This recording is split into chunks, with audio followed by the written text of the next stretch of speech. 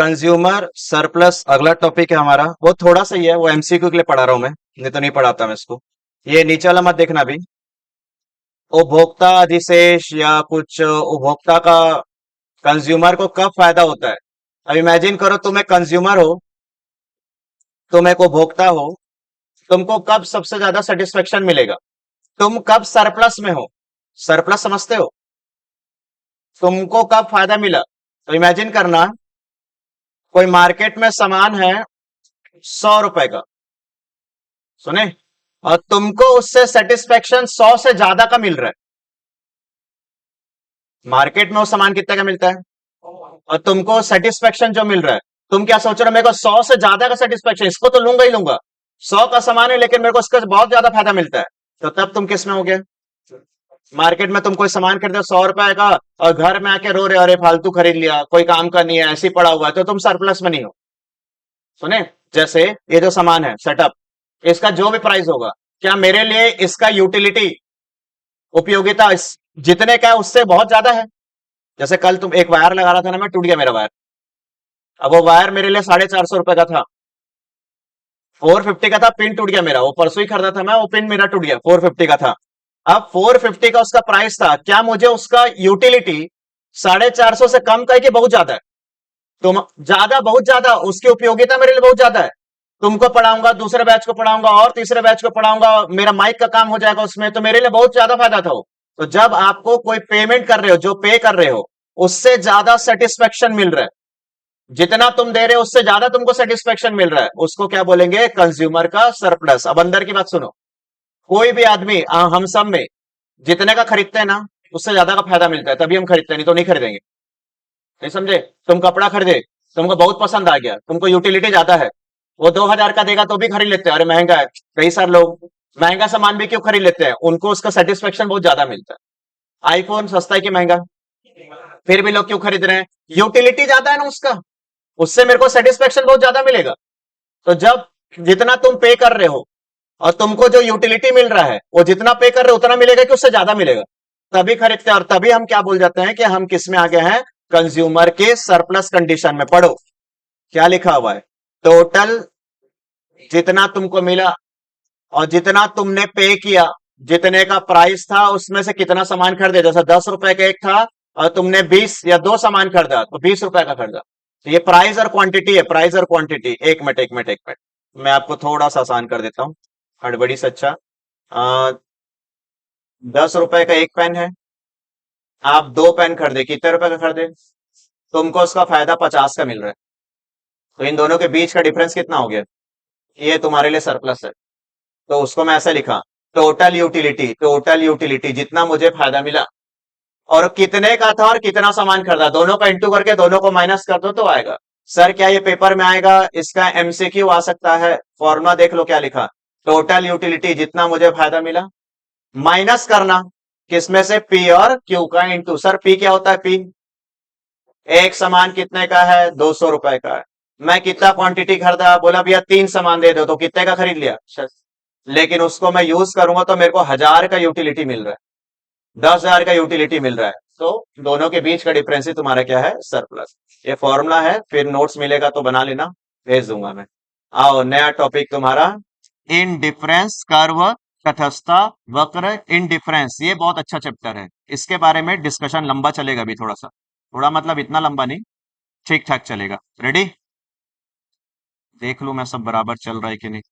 हाँ हाँ हाँ, सब बराबर चल रहा है। यस, आपको गुड्स ए, कोई एक गुड्स है, और प्लस एक और कोई गुड्स है, दो गुड्स को कंज्यूम करना है, खाना है। कंज्यूम मतलब यूज कर लेना, दो गुड्स को खाना, और दोनों से जो तुमको सेटिस्फेक्शन मिलेगा, कुछ एक सेटिस्फेक्शन मिलेगा। गुड्स ए की क्वांटिटी तुम दो लिए, और गुड्स बी की क्वांटिटी तुम 3 लिए, तुमको जो सेटिस्फेक्शन मिला वो 100 का मिला। मैं 2-3 एग्जांपल दूंगा, अभी चालू करने दो मेरे को। गुड्स ए कितना खाए, गुड्स बी कितना खाए, सेटिस्फेक्शन कितना मिला। इसको 3 खाओ, इसको 2 खाओ, अगर सेटिस्फेक्शन अभी भी क्या मिल रहा है, तो तुम किसको खाओगे, ए को खाओगे कि बी को खाओगे?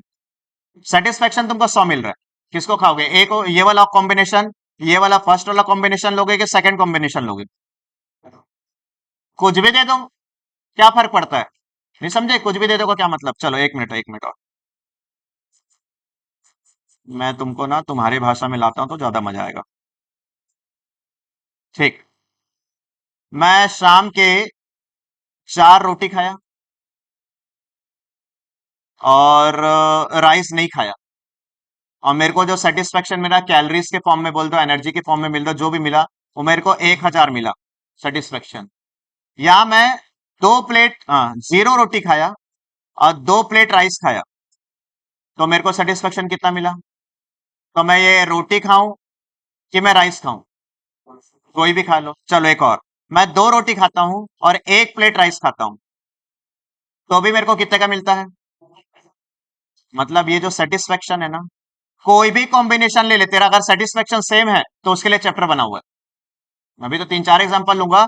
कोई भी कॉम्बिनेशन लो, चाहे ऐसा करो, चाहे ऐसा करो, चाहे ऐसा करो, मेरा सेटिस्फेक्शन सेम होगा।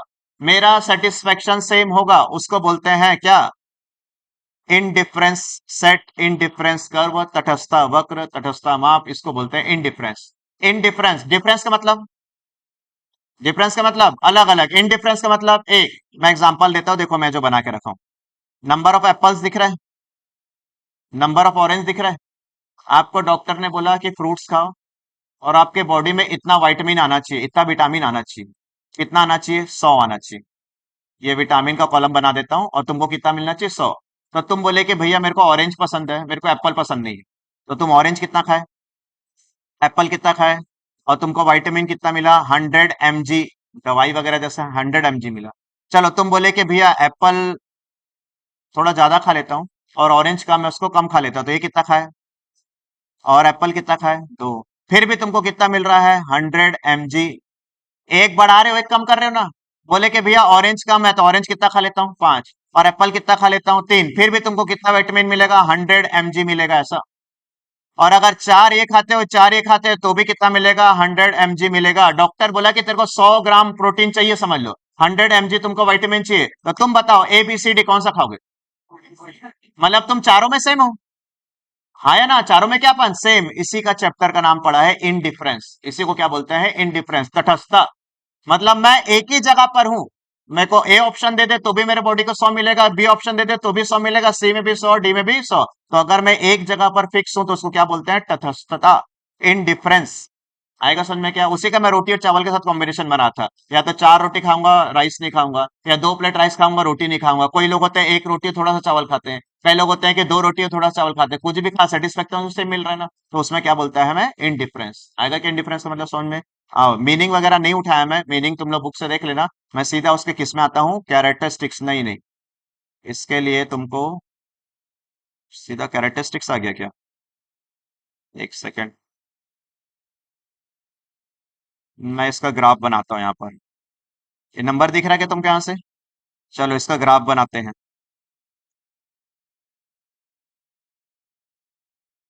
चलो एक साइड ऑरेंज रख लेते हैं, एक साइड एप्पल रख लेते हैं, तो मैं नीचे एप्पल रख लेता हूँ। 1 2 3 4, ये एप्पल है। 1 2 3 4। ऑरेंज का कितना है? 1 2 3 4 5 6 7 8 9 और 10। ये 10 हो गया। ये 9 8 7 6 5 4 3 2 1। चलो एक एप्पल और कितना ऑरेंज? क्या यहाँ पर लगा दूँ? हाँ, ये ऐसा आ जाएगा। दिख रहा है सबको? डायग्राम बनाना इसलिए जरूरी है ताकि पेपर में बना पाओ। उधर से नहीं दिख रहा है क्या? लास्ट में दिख जाएगा ना? हाँ। उसके बाद 2 में कितना है? तो ये 2 और ये 7। दिख रहा है क्या? उसके बाद 3 में कितना है? 3 में 5। ये 3 और ये 5, ये जाते हैं सर यहाँ पर। फिर कितना है? 4 में, ये गया यहाँ पर। अब तुम लोग जब इसको फ्री हैंड ऐसे करके बनाओगे तो एक कर्व बन जाएगा। इसी को बोलते हैं IC curve, indifference, IC curve. ये बनाया कर्व, ऐसा बनाया मैं, ऐसा ऐसा शेप में बनाना पड़ेगा तुमको। कॉन्वेक्स और कॉनकेव दो होता है, अभी बताऊंगा कौन सा क्या है, ठीक है। तो तुम स्केल से बनाओगे तो बढ़िया सा शेप में आ जाएगा, या हैंड से बनाओगे, मेरा तो अभी इसमें बनाते थोड़ा सा मुश्किल है। अब ये जो कर्व को देख लो और टेबल को देख लो, ये टेबल बनेगा, ये कर्व बनेगा। तुम्हारा थ्योरी में थोड़ा सा लिखोगे कि when consumer is indifference from all of the any combination, सभी कॉम्बिनेशन में वो स्थिर है, हर जो भी कॉम्बिनेशन में सब में वो क्या है, सेम, वो बनता है इनडिफरेंस। आओ इसके मतलब में बारे में देख लो, कर्व देख लिया, सी शेप में ऐसा बन रहा है, ऐसा ऐसा बनना चाहिए था। अच्छा एक बात बताओ, अगर मैं एक और ऐसा बना देता हूं ऊपर, तो मेरे को इसमें ज्यादा सेटिस्फेक्शन है आईसी वन में कि आईसी टू में ज्यादा सेटिस्फेक्शन? कॉमन बोल दो ना, ये इतना था, ये उसके ऊपर है, तो उसमें ज्यादा सेटिस्फेक्शन मिलेगा। अच्छा एक और आईसी बना देता हूं ऐसा, तो इसमें क्या मिलेगा, कम मिलेगा कि और ज्यादा मिलेगा? तो जितना ज्यादा आईसी होगा, हाई ऊपर जाते जाएगा, सेटिस्फेक्शन मेरा और बढ़ते जाएगा। Higher IC means higher satisfaction, ऊंचा आईसी रहेगा, जितना ऊपर आईसी रहेगा उतना ज्यादा संतुष्टि मिलेगा मेरे को। आओ थ्योरी के बारे में पढ़ते हैं थोड़ा सा।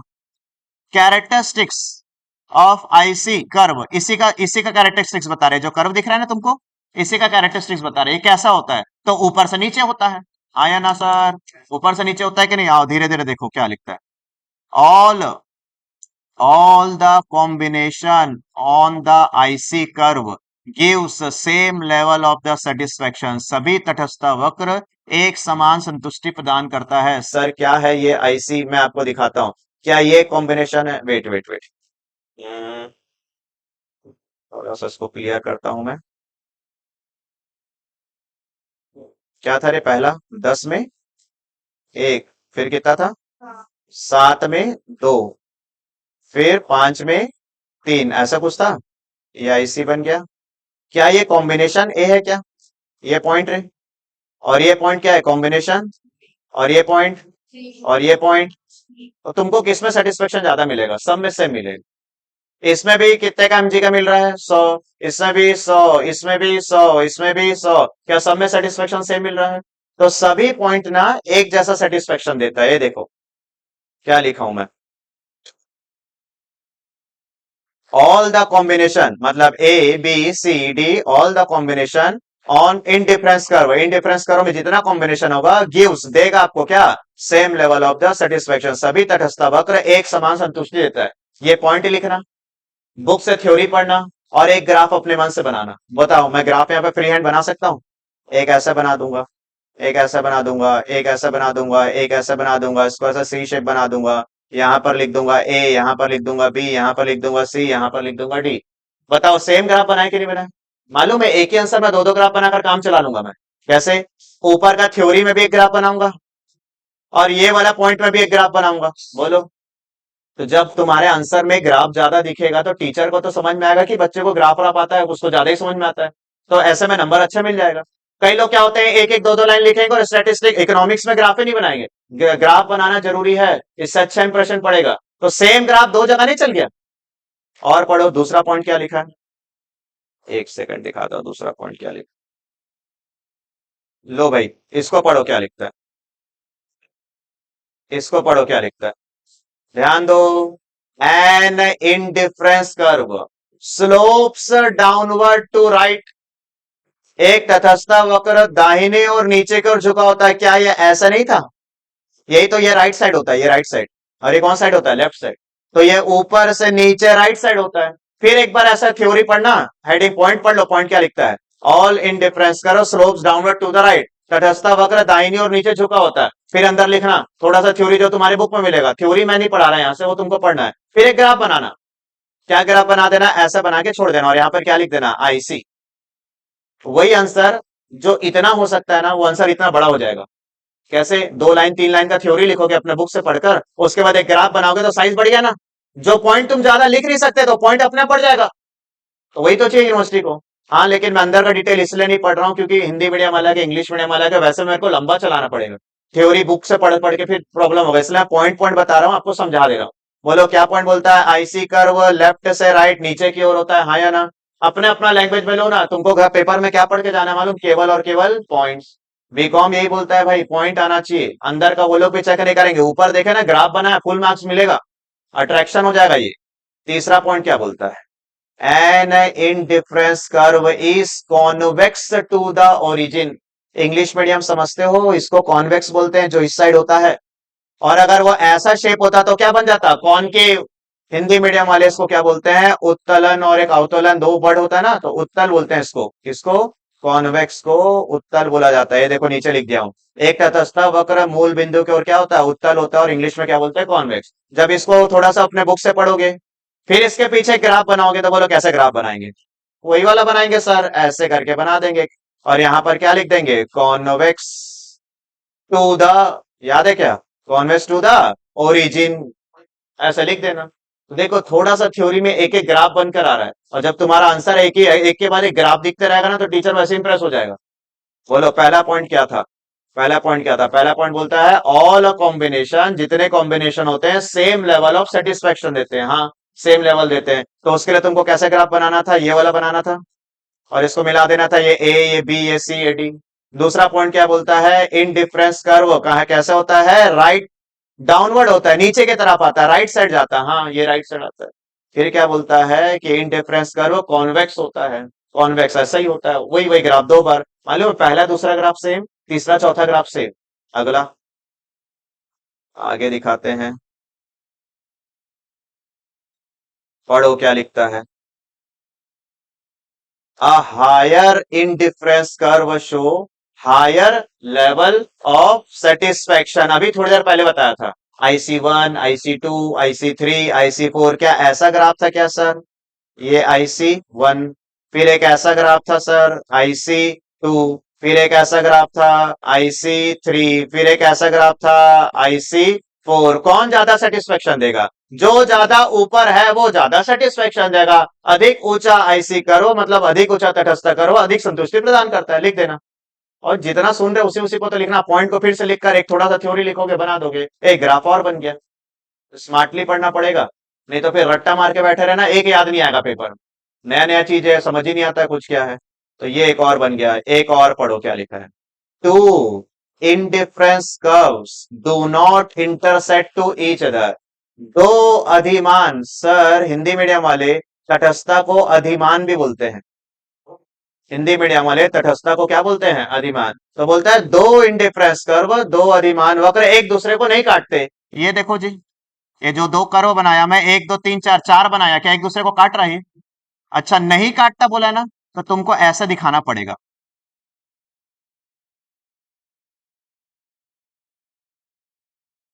ऐसा नहीं होना चाहिए, और नहीं होना चाहिए बोल के ऐसा दिखाना पड़ेगा। अब तुम ये मत बोलना कि अब दिखाया क्यों, ये तो हो रहा है, नहीं हो रहा है, ऐसा नहीं होना चाहिए। ऐसा नहीं होना चाहिए तो उसको भी दिखाना पड़ता है। मेरे को तो खुद याद है, फर्स्ट ईयर में टॉपिक आएगा मेरे में, तो मैं ऐसा बना के जाऊंगा, और मेरे को मालूम है फुल नंबर मिलेगा, क्योंकि ग्राफिक ग्राफ चल रहा है इसका। और उस समय से मेरे को याद है, सेम टू सेम ऐसे बनाना चाहिए। क्या बोलता है, दो आईसी वक्र एक दूसरे को काटना चाहिए कि नहीं काटना चाहिए? तो भैया आप क्यों काटे हो, मैं काटा नहीं हूं भाई, नहीं होना चाहिए करके दिखा रहा हूं।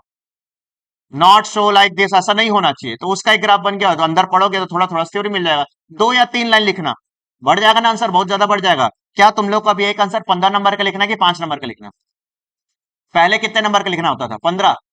तुम्हारे पहले जनरेशन को 15 नंबर का लिखना, तुमको कितने नंबर का लिखना, 5। तो तुमको उतना भर भर के लिखना ही नहीं है। तो 15 नंबर वाले को 8 8 पन्ना लिखना रहता था, तब फिर अंदर का डिटेल और जाता था। अब एक एक पॉइंट, एक एक पॉइंट, एक एक ग्राफ, थोड़ा सा थ्योरी, थोड़ा सा थ्योरी, खत्म हो जाएगा। अगला, एक और कुछ है क्या मेरे पास, एक और होना चाहिए। यस, ये पढ़ लो क्या लिखता है, देखता हूं मैं कौन समझाएगा ये पॉइंट क्या बोल रहा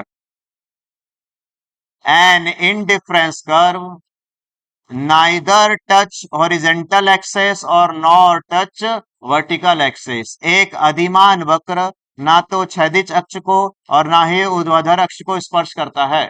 मतलब ना ही ये एक्स वाला एक्सेस और ना वाई वाला, दोनों को टच नहीं करता है। कैसे बनाए थे सर, ऐसे बनाए थे क्या? क्या ये इधर टच हो रहा था? क्या इधर टच हो रहा था? यही तो फीचर होता है यार, इसी को तो विशेषता। तो तुम कैसे बना के दोगे पेपर में? तुम टच करके दिखाओ और बोले ऐसा नहीं होना चाहिए, नहीं होना चाहिए बोले ना। देखो मैं ऐसा बनाऊंगा पेपर, ये यहां से टच कर दूंगा और करो यहां, और ऐसा नॉट शो लाइक दिस, ऐसा नहीं हो सकता। बन गया मेरा 5 नंबर का आंसर। आएगा क्या समझ में, क्या है? तो बोलो पहले तो मुझे ये बताओ, इनडिफरेंस क्या होता है, इनडिफरेंस क्या होता है? एक कंज्यूमर जिसके पास कितने गुड्स हैं, ये दो का ही कॉम्बिनेशन चलाना चाहिए। एक कंज्यूमर के पास कितने गुड्स है, दो, दोनों का जो भी कॉम्बिनेशन होगा, जो भी संयोग होंगे, उससे मिलने वाला सेटिस्फेक्शन, उससे मिलने वाला संतुष्टि अलग अलग होगी, सेम होगा। अगर उसका 4 कॉम्बिनेशन बनाऊंगा फिर भी सेटिस्फेक्शन क्या होगा, सेम। अगर उसका 5 भी कॉम्बिनेशन बनाऊंगा तो भी सेटिस्फेक्शन क्या होगा, सेम। उसी को क्या बोलते हैं, इनडिफरेंस बोलते हैं। अब इनडिफरेंस कैसा होता है उसके लिए एक टेबल बना देना, एप्पल ऑरेंज वाला। हाँ, एप्पल ऑरेंज वाला कहाँ गया ये, वेट, ये वाला, ये टेबल मैं आपको दे दूंगा, ये बना लेना।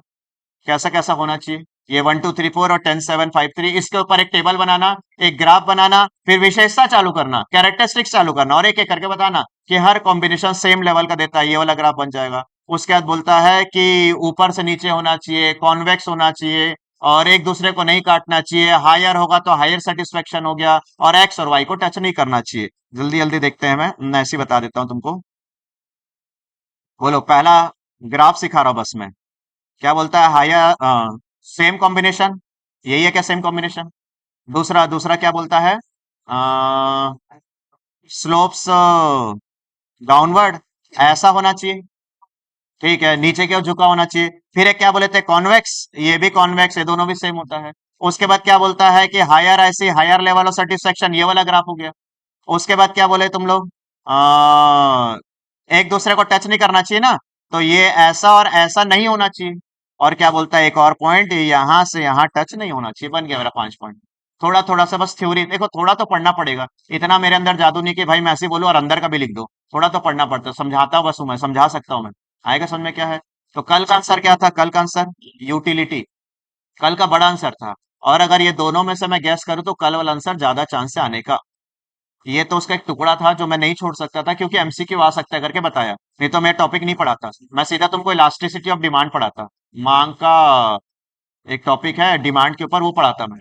लोचदार मांग ये साइड टॉपिक है, बट फिर भी आप तैयार करके रख लो, 5 नंबर में आएगा। तो कुछ नहीं तो ग्राफ ही ग्राफ बना दोगे ना, पॉइंट याद हो जाएगा क्या सबको, यस और नो।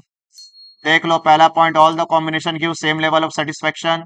दूसरा पॉइंट बोलता है, कहाँ गया दूसरा पॉइंट, ये नीचे की ओर राइट डाउनवर्ड होता है। उसके बाद क्या बोले, कॉन्वेक्स टू द ओरिजिन होता है।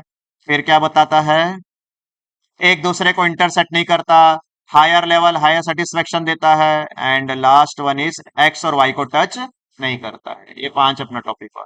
डेली थोड़ा थोड़ा सा पढ़ते हैं, तुम्हारा वो भी हो जाएगा, ये भी हो जाएगा।